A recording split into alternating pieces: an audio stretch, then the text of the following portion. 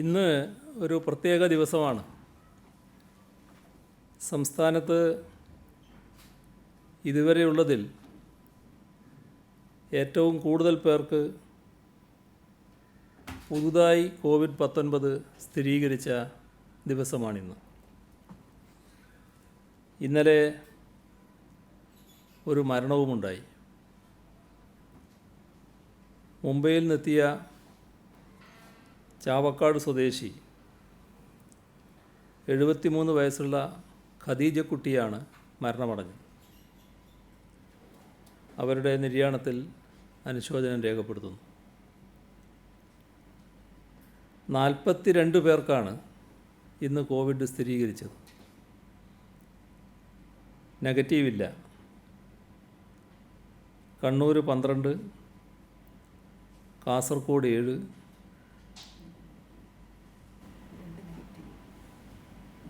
കോഴിക്കോട് പാലക്കാട് 5 വീതം, തൃശ്ശൂർ മലപ്പുറം 4 വീതം, കോട്ടയം 2, കൊല്ലം പത്തനംതിട്ട വയനാട് 1 വീതം. ഇങ്ങനെയാണ് പരിശോധനാ ഫലം പോസിറ്റീവായത്. 2 പേര് നെഗറ്റീവായിട്ടുണ്ട്. നെഗറ്റീവ് ഇല്ല എന്നുള്ളതല്ല, 2 പേര് നെഗറ്റീവായിട്ടുണ്ട്. ഇന്ന് പോസിറ്റീവായതിൽ 21 പേർ മഹാരാഷ്ട്രയിൽ നിന്നെത്തിയവരാണ്. തമിഴ്നാട്, ആന്ധ്രാപ്രദേശ് എന്നിവിടങ്ങളിൽ നിന്ന് വന്ന ഓരോരുത്തർക്കും രോഗബാധയുണ്ടായി. വിദേശത്ത് നിന്ന് വന്ന 17 പേർക്കാണ്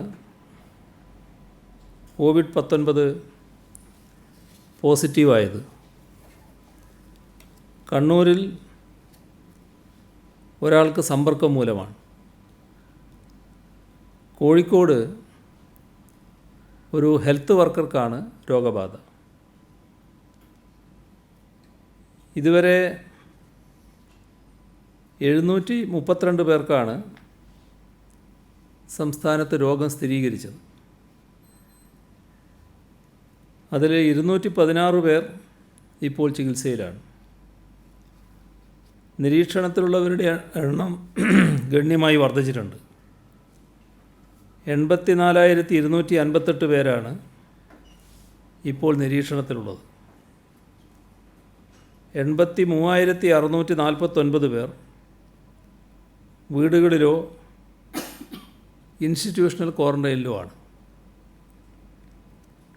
609 പേർ ആശുപത്രികളിലുമാണ്. ഇന്ന് മാത്രം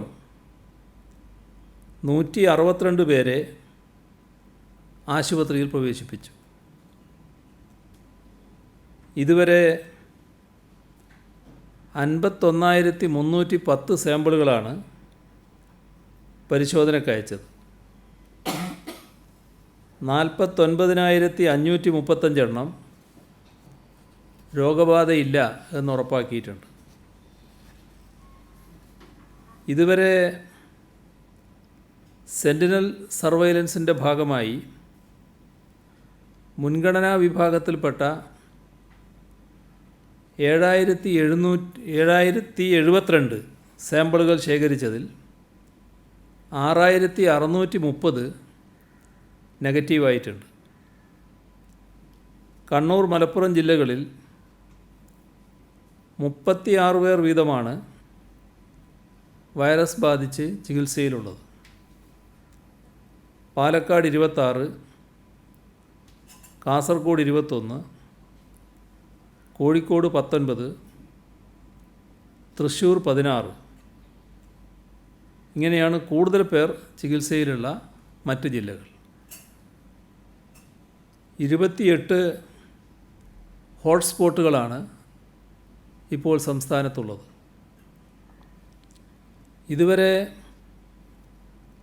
91,344 പേരാണ്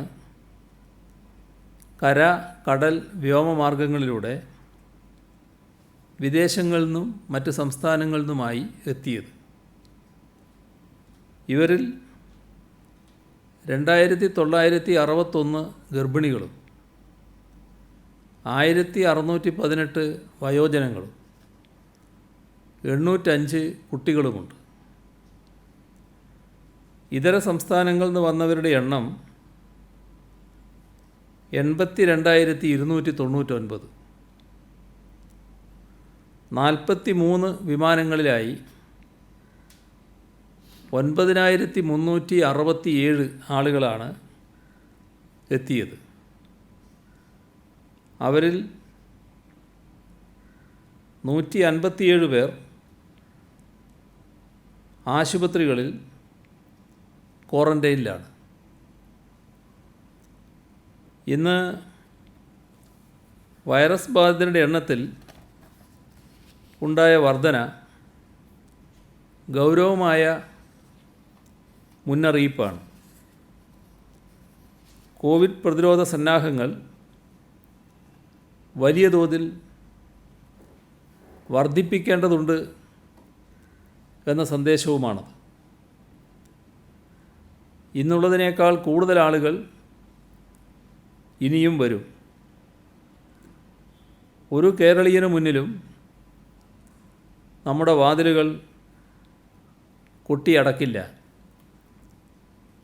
രോഗബാധിതരുടെ എണ്ണം അനുദിനം വർദ്ധിക്കുകയാണ് എന്നതുകൊണ്ട് പരിഭ്രമിച്ച് നിസ്സഹായാവസ്ഥ പ്രകടിപ്പിക്കാനും നാം തയ്യാറല്ല. എല്ലാവർക്കും കൃത്യമായ പരിശോധനയും ചികിത്സയും പരിചരണവും നൽകും. ഇങ്ങോട്ട് വരുന്നവരിൽ അത്യാസന്ന നിലയിലുള്ള രോഗികളുമുണ്ടാകാം. കൂടുതൽ ആളുകളെ ആശുപത്രിയിൽ കിടത്തേണ്ടി വന്നേക്കാം.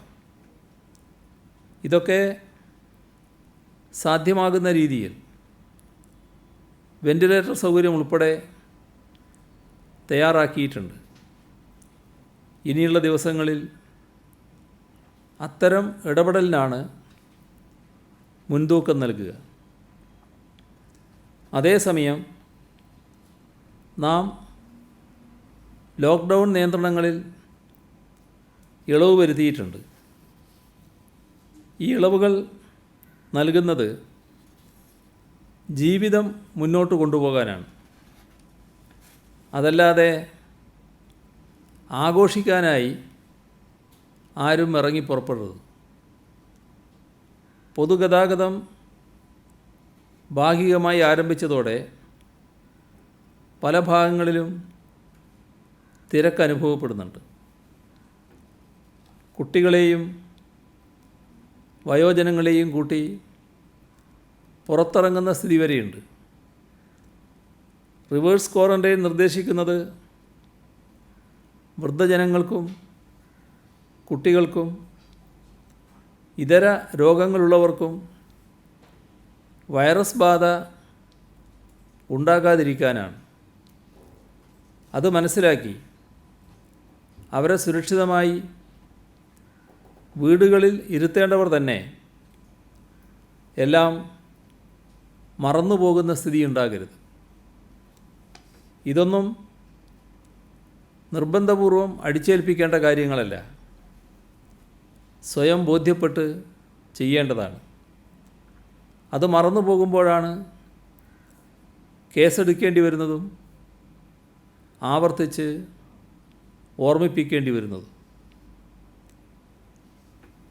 SSLC, higher secondary, vocational higher secondary വിഭാഗങ്ങളിലായി അവശേഷിക്കുന്ന പരീക്ഷകൾ മെയ് 26 മുതൽ 30 വരെയാണ് നടക്കുക. ഇതിനുള്ള മുന്നൊരുക്കങ്ങൾ പൊതുവിദ്യാഭ്യാസ വകുപ്പ് സ്വീകരിച്ചിട്ടുണ്ട്. കർശനമായ ആരോഗ്യ സുരക്ഷാ മാനദണ്ഡങ്ങൾ പാലിച്ചുകൊണ്ട് പരീക്ഷ നടത്തുന്നതിനാവശ്യമായ നിർദ്ദേശങ്ങൾ വിദ്യാഭ്യാസ ഓഫീസർമാർക്കും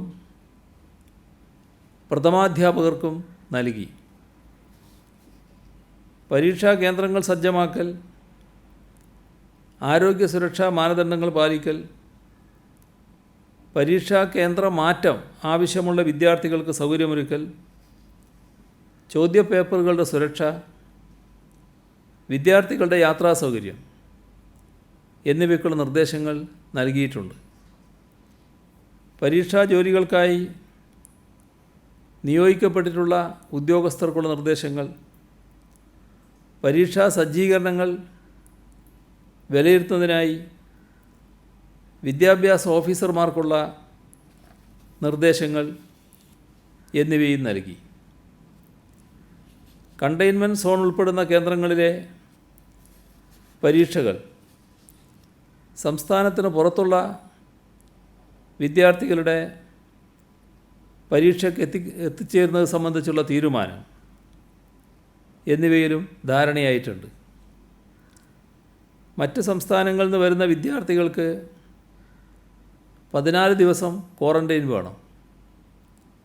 അവർക്ക് പരീക്ഷയ്ക്ക് പ്രത്യേക സൗകര്യമൊരുക്കും.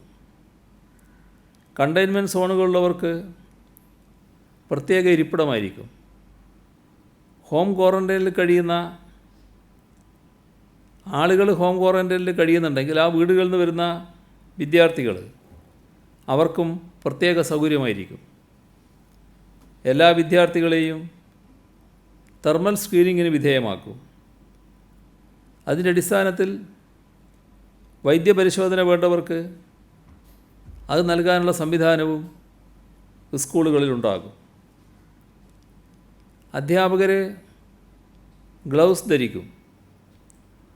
ഉത്തരക്കടലാസ് 7 ദിവസം പരീക്ഷാ കേന്ദ്രത്തിൽ തന്നെ സൂക്ഷിക്കും. പരീക്ഷ കഴിഞ്ഞ് വീട്ടിലെത്തിയ ഉടനെ കുട്ടികൾ കുളിച്ച് ദേഹം ശുചിയാക്കിയ ശേഷം മാത്രമേ വീട്ടുകാരുമായി ഇടപെടാൻ പാടുള്ളൂ. പരീക്ഷ നടക്കുന്ന എല്ലാ സ്കൂളുകളും ഫയർഫോഴ്സിൻ്റെ സഹായത്തോടെ അണുവിമുക്തമാക്കും. തെർമൽ സ്ക്രീനിങ്ങിനായി പരീക്ഷാ കേന്ദ്രങ്ങളിലേക്ക് 5000 IR തെർമോമീറ്റർ വാങ്ങും.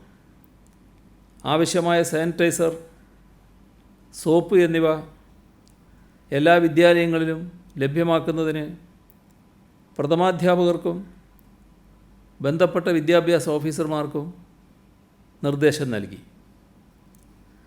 പരീക്ഷയുമായി ബന്ധപ്പെട്ട് കുട്ടികൾ പാലിക്കേണ്ട ആരോഗ്യ ചിട്ടകളടങ്ങിയ അറിയിപ്പും മാസ്കും കുട്ടികൾക്ക് വീടുകളിലെത്തിക്കാൻ സമഗ്ര ശിക്ഷ കേരളയെ ചുമതലപ്പെടുത്തി. Higher secondary, vocational higher secondary വിഭാഗം സ്കൂളുകളിൽ കുട്ടികൾക്ക് മാസ്കുകൾ NSS വഴി വിതരണം ചെയ്യും. തദ്ദേശ സ്വയംഭരണ വകുപ്പ്, ആരോഗ്യ കുടുംബക്ഷേമ വകുപ്പ്, ഫയർഫോഴ്സ്, പോലീസ്, ഗതാഗത വകുപ്പ് ഇവരുടെയെല്ലാം പിന്തുണ പരീക്ഷാ നടത്തിപ്പിനുണ്ടാകും. പരീക്ഷാ കേന്ദ്ര മാറ്റത്തിനായി SSLC 1866, HSC 8835, VHSC 219 വിഭാഗങ്ങളിലായി 10920 കുട്ടികൾ അപേക്ഷ സമർപ്പിച്ചിട്ടുണ്ട്. മാറ്റം അനുവദിക്കപ്പെട്ടിട്ടുള്ള വിദ്യാർത്ഥികൾക്ക് ആവശ്യമായ ചോദ്യപേപ്പറുകൾ ബന്ധപ്പെട്ട വിദ്യാഭ്യാസ ഓഫീസർമാർ അനുവദിക്കപ്പെട്ട വിദ്യാലയങ്ങളിൽ എത്തിക്കും. ഗൾഫ്, ലക്ഷദ്വീപ് മേഖലകളിലെ എല്ലാ പരീക്ഷാ കേന്ദ്രങ്ങളിലും പരീക്ഷ നടത്തിപ്പിനാവശ്യമായ ക്രമീകരണങ്ങൾ നടത്തിയിട്ടുണ്ട്. ഗൾഫിലെ സ്കൂളുകളിൽ പരീക്ഷ നടത്തുന്നതിനുള്ള അനുമതി ലഭ്യമായിട്ടുണ്ട്. മുഴുവൻ കുട്ടികൾക്കും പരീക്ഷ എഴുതാനും ഉപരിപഠനത്തിന് സൗകര്യപ്പെടുത്താനുമുള്ള അവസരമൊരുക്കും. ഏതെങ്കിലും വിദ്യാർത്ഥികൾക്ക് ഇപ്പോൾ പ്രഖ്യാപിച്ച തീയതികളിൽ പരീക്ഷ എഴുതാൻ പറ്റാത്ത സാഹചര്യമുണ്ടായാൽ അവർ ആശങ്കപ്പെടേണ്ടതില്ല. അവർക്ക് ഉപരിപഠനത്തിനുള്ള അവസരം നഷ്ടപ്പെടാത്ത രീതിയിൽ സേ പരീക്ഷയ്ക്കൊപ്പം റെഗുലർ പരീക്ഷ നടത്തി അവസരമൊരുക്കുന്നതാണ്. പരീക്ഷയുടെ പ്രവർത്തനങ്ങൾ ഏകോപിപ്പിക്കുന്നതിനും വിദ്യാർത്ഥികളുടെയും അധ്യാപകരുടെയും രക്ഷിതാക്കളുടെയും സംശയങ്ങൾ ദൂരീകരിക്കുന്നതിനുമായി പൊതുവിദ്യാഭ്യാസ ഡയറക്ടറേറ്റിലും ഓരോ ജില്ലയിലെ വിദ്യാഭ്യാസ ഉപഡയറക്ടർ ഓഫീസുകളിലും 23/5/2020 മുതൽ വാർ റൂമുകൾ പ്രവർത്തിക്കും.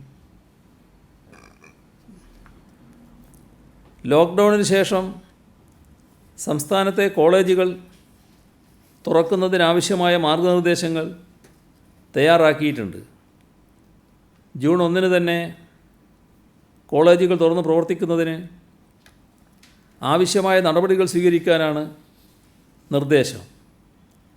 റെഗുലർ ക്ലാസുകൾ ആരംഭിക്കാൻ കഴിയുന്നതുവരെ ഓൺലൈൻ ക്ലാസുകൾ നടത്തണം.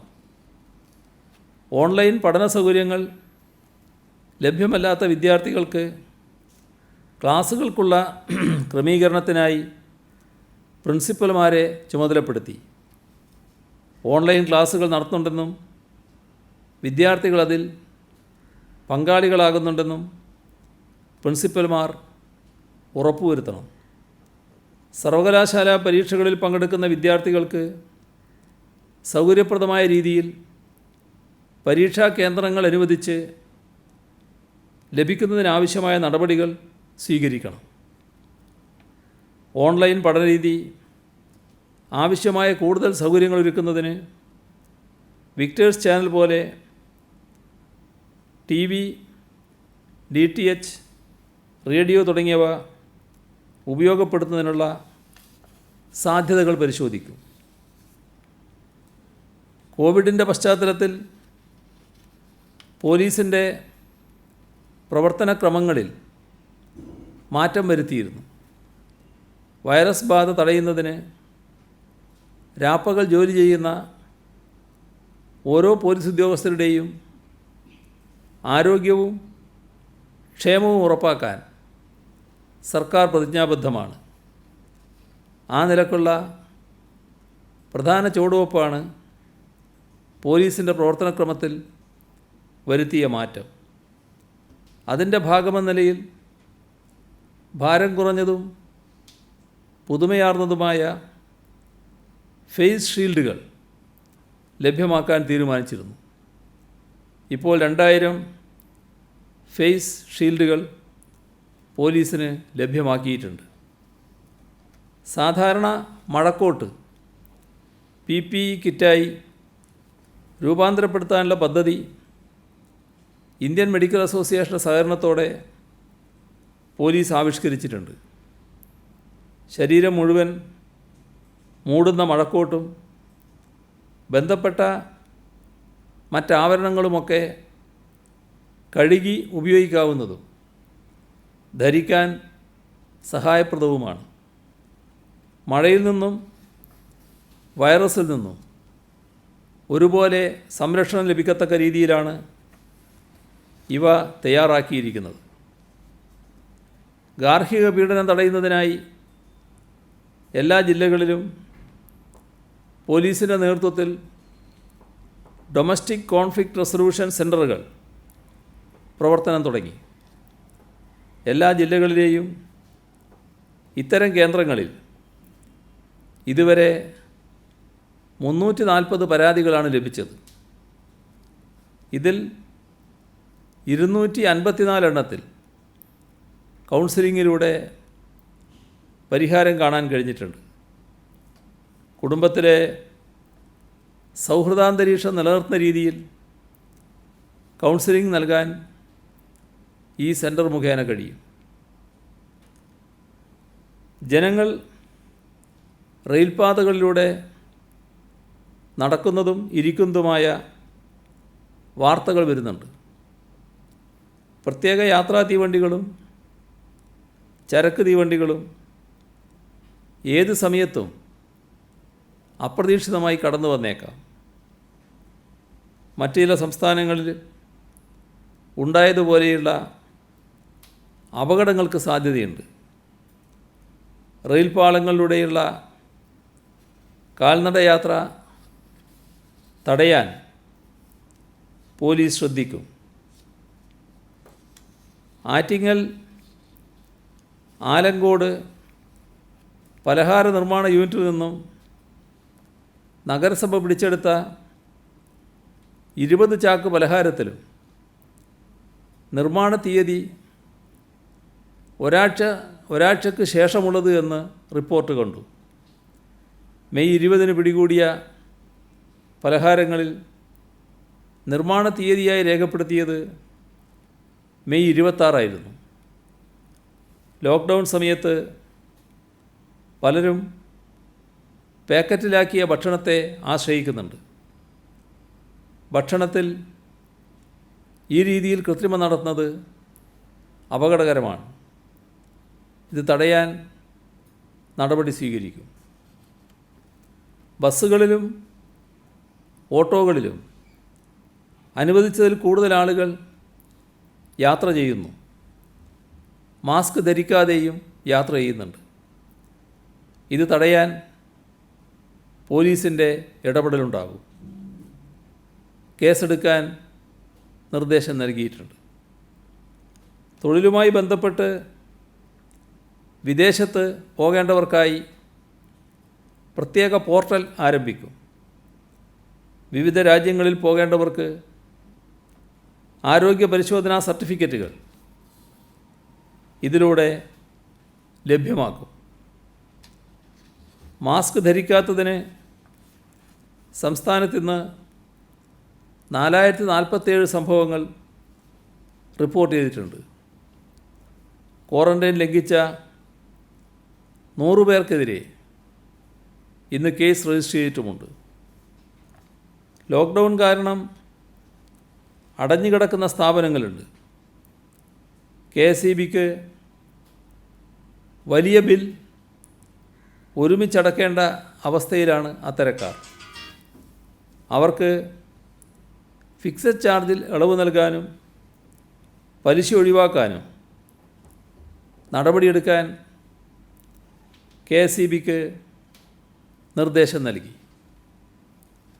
കേന്ദ്ര ധനകാര്യമന്ത്രി പ്രഖ്യാപിച്ച MSMEകൾക്ക് നിലവിലുള്ള വായ്പയുടെ 20% പുതിയ ഈടില്ലാതെ നൽകുമെന്ന് പ്രഖ്യാപിച്ചിട്ടുണ്ട്.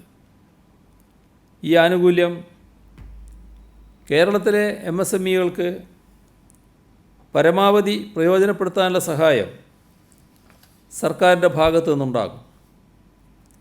ഇത് സംബന്ധിച്ച വിവരങ്ങൾ കൃത്യമായി അറിയിക്കുന്നതിന് പ്രത്യേക പോർട്ടൽ തുടങ്ങാനും ആലോചനയുണ്ട്. COVID-19 മഹാമാരിയുടെ പ്രതിസന്ധി തീരുമ്പോൾ നമുക്ക് പുതിയ അവസരങ്ങൾ ധാരാളമായി കൈവരുമെന്ന പ്രതീക്ഷയാണുള്ളത്. ഈ അവസരങ്ങൾ പരമാവധി പ്രയോജനപ്പെടുത്തി വ്യവസായത്തിലും കൃഷിയിലും വലിയ മുന്നേറ്റമുണ്ടാക്കാനുള്ള പരിശ്രമം സർക്കാർ ആരംഭിച്ചിരിക്കുകയാണ്. ലോകത്തെ ഏറ്റവും സുരക്ഷിതവും സമാധാനപൂർണവുമായ പ്രദേശം എന്ന ഖ്യാതി ഇപ്പോൾ കേരളത്തിന് കൈവന്നിട്ടുണ്ട്. ഈ സാഹചര്യം പ്രയോജനപ്പെടുത്തി കേരളത്തെ ഏറ്റവും മികച്ച വ്യവസായ നിക്ഷേപ കേന്ദ്രമാക്കി മാറ്റാനുള്ള സർക്കാരിൻ്റെ പദ്ധതികൾക്ക് ഫിക്കി പൂർണ്ണ പിന്തുണയും സഹകരണവും അറിയിച്ചിട്ടുണ്ട്. Federation of Indian chambers of commerce and industry സംഘടിപ്പിച്ച ഒരു വെബിനാറിൽ ഇന്നലെ പങ്കെടുത്തിരുന്നു. പുതിയ സാഹചര്യത്തിൽ കേരളത്തിൻ്റെ വ്യവസായ വികസനത്തിന് ചില നല്ല നിർദ്ദേശങ്ങൾ ഫിക്കി മുന്നോട്ട് വച്ചിട്ടുണ്ട്. അത് സർക്കാർ പരിഗണിക്കും. ഫിക്കിയുടെ പിന്തുണയ്ക്ക് നന്ദി പറയുന്നു. സംസ്ഥാനത്തെ മുഴുവൻ ഭവനരഹിതർക്കും വീട് നൽകുക എന്ന ലക്ഷ്യത്തോടെ സർക്കാർ നടപ്പാക്കുന്ന ലൈഫ് എന്ന പാർപ്പിട സുരക്ഷാ പദ്ധതിയുടെ പുരോഗതി ലൈഫ് മിഷൻ യോഗം വിലയിരുത്തി. കോവിഡ്-19 തുടർന്നുള്ള പ്രശ്നങ്ങൾ ഈ പദ്ധതിയെയും ബാധിച്ചിട്ടുണ്ട്. എങ്കിലും ഇതുവരെയുള്ള പ്രവർത്തനങ്ങളിൽ നല്ല പുരോഗതി ഉണ്ടായിട്ടുണ്ട്. 1ഉം 2ഉം ഘട്ടങ്ങളിലായി 2,19,154 വീടുകൾ പൂർത്തിയായിട്ടുണ്ട്. പല കാരണങ്ങളാൽ നിർമ്മാണം മുടങ്ങിപ്പോയ വീടുകളുടെ പൂർത്തീകരണമാണ് 1ാം ഘട്ടത്തിൽ ഏറ്റെടുത്തത്. ഇതിൽ 52,084 വീടുകൾ പൂർത്തിയായി. ഈ വിഭാഗത്തിലാകെ 54,169 അർഹരെയാണ് കണ്ടെത്തിയത്. ഇതിൽ 96.15% പൂർത്തിയായി. ബാക്കിയുള്ളതിൽ 1,266 വീടുകളുടെ നിർമ്മാണം വിവിധ ഘട്ടങ്ങളിൽ പുരോഗമിക്കുകയാണ്.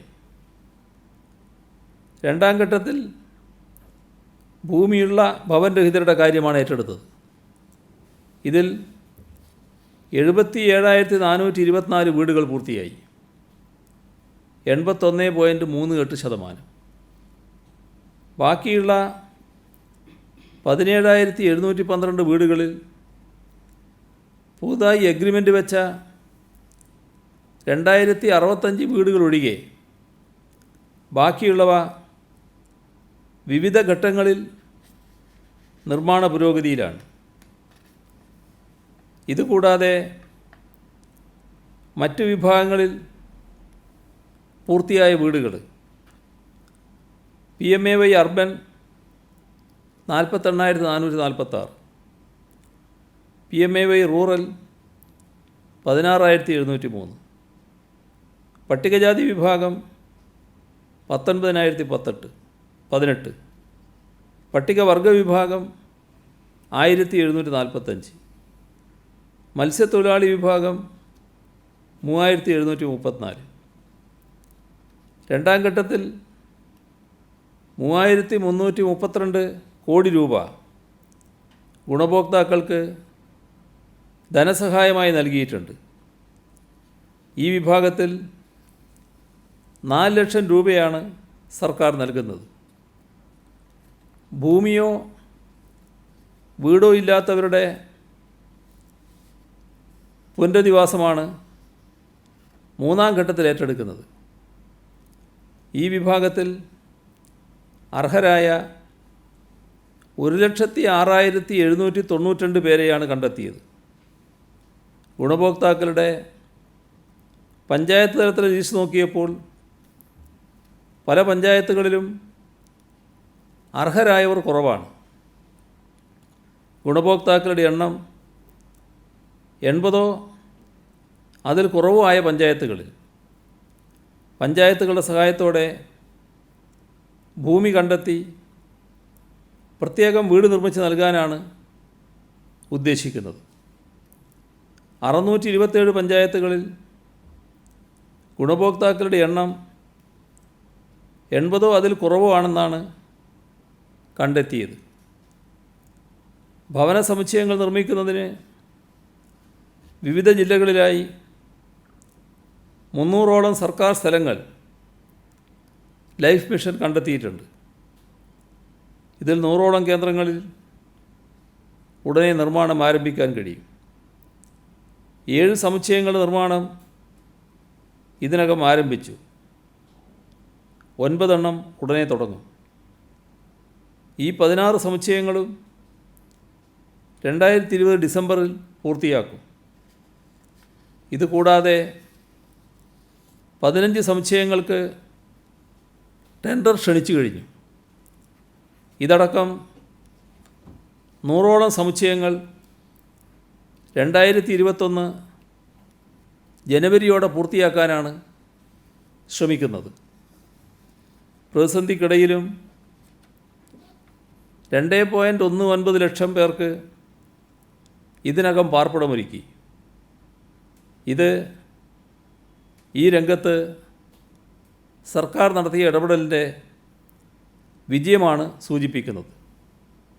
ലൈഫിൻ്റെ പുരോഗതിയിൽ തദ്ദേശഭരണ സ്ഥാപനങ്ങൾ ശ്ലാഘനീയമായ പങ്കാണ് വഹിച്ചിട്ടുള്ളത്. ഒരു മാസത്തെ റംസാൻ വ്രതത്തിന് ശേഷം ലോകമെമ്പാടുമുള്ള മുസ്ലിങ്ങൾ ഈദുൽ ഫിത്തർ ആഘോഷത്തിന് തയ്യാറെടുക്കുകയാണ്. മാസപ്പിറവി കാണുന്നതിനനുസരിച്ച് നാളെയോ മറ്റന്നാളോ ചെറിയ പെരുന്നാളാകും. ലോകമെങ്ങുമുള്ള കേരളീയ സഹോദരങ്ങൾക്ക് ഈദുൽ ഫിത്തർ ആശംസിക്കുന്നു. കോവിഡ്-19 കാരണം മുൻപൊരിക്കലുമില്ലാത്ത പ്രതിസന്ധിയിലൂടെയും ദുരിതത്തിലൂടെയും ലോകം കടന്നു പോകുമ്പോഴാണ് റമദാനും ചെറിയ പെരുന്നാളും വരുന്നത്. സഹനമാണ് ജീവിതം എന്ന സന്ദേശം ഉൾക്കൊണ്ട് റമദാൻ വ്രതം എടുക്കുന്നവർക്ക് സന്തോഷത്തിൻ്റെ ദിനമാണ് പെരുന്നാൾ. എന്നാൽ പതിവ് രീതിയിലുള്ള ആഘോഷത്തിൻ്റെ സാഹചര്യം ലോകത്തെവിടെയുമില്ല.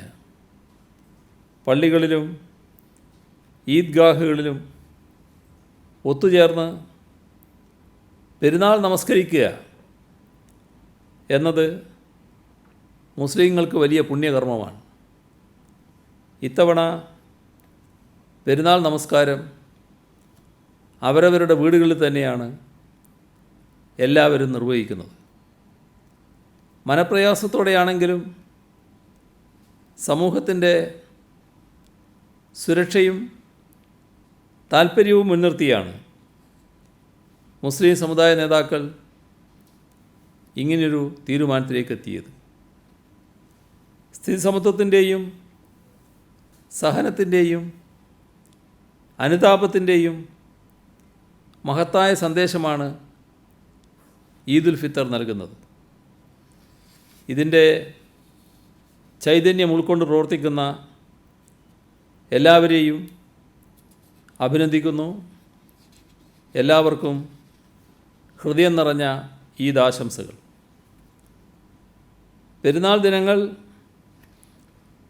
പെരുന്നാൾ ദിനത്തിൽ വിഭവങ്ങൾ ഒരുക്കാൻ മാസപ്പിറവി കണ്ട ശേഷം രാത്രി കടയിൽ പോയി സാധനങ്ങൾ വാങ്ങുന്ന പതിവുണ്ട്.